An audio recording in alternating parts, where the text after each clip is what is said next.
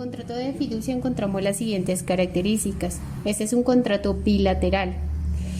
Este contrato de fiducia es bilateral en cuanto genera obligaciones correlativas para ambas partes, esto es, tanto para el fiduciante, quien tiene la obligación de transferir uno o más bienes específicos y a pagar una remuneración. El fiduciario se compromete a administrar los bienes o enajenarlos según la finalidad determinada por las partes y los deberes señalados por el artículo 1234 del Código de Comercio.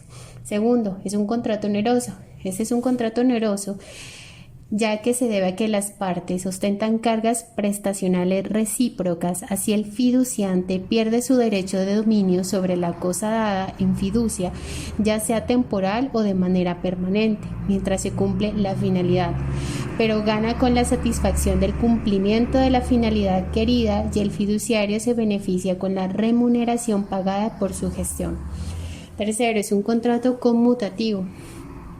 Este contrato es conmutativo es porque cuando las partes se obligan a dar o hacer una cosa que se mira como equivalente o lo que la otra parte debe dar y hacer a su vez. Lo anterior, esto significa que ambas partes están obligadas a dar o a hacer una cosa. Esto es, el fiduciante a transferir los bienes objeto de fiducia y el fiduciario a administrarlos y realizar todos los actos necesarios para el cumplimiento de la finalidad pactada en el contrato. Cuarto, es un contrato principal. Este es un contrato principal teniendo en cuenta que para su eficacia y validez no es necesaria la existencia de otro tipo de contrato. Esto significa que es un contrato que tiene fuerza vinculante por sí mismo sin necesidad de que exista otro acto o negocio para su existencia. Es un contrato nominado. Es nominado porque está regulada en los artículos 1126 y 1244 del Código de Comercio, el Estatuto Orgánico del Sistema Financiero, Decreto 663 de 1993, que regula los aspectos concernientes a las sociedades fiduciarias y a las demás leyes, decretos, resoluciones y conceptos de la Superintendencia Bancaria. Sexto, es un contrato de ejecución sucesiva. Las obligaciones del fiduciante no se agotan con un solo acto o como consecuencia de una sola obligación. Son conductas y deberes que se realizan según los periodos pactados. Bueno, en el contrato de fiducia encontramos los derechos de las partes, que son los derechos del fiduciario y los derechos del beneficiario.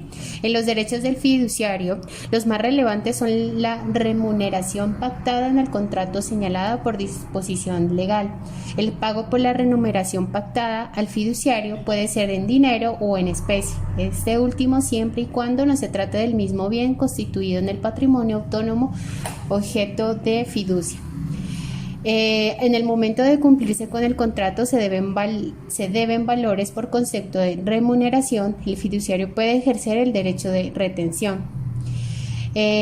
Cuando se encuentre expresamente señalado en el acto de constitución y para el cumplimiento de la finalidad encomendada, el fiduciario podrá disponer de los bienes objeto de la fiducia.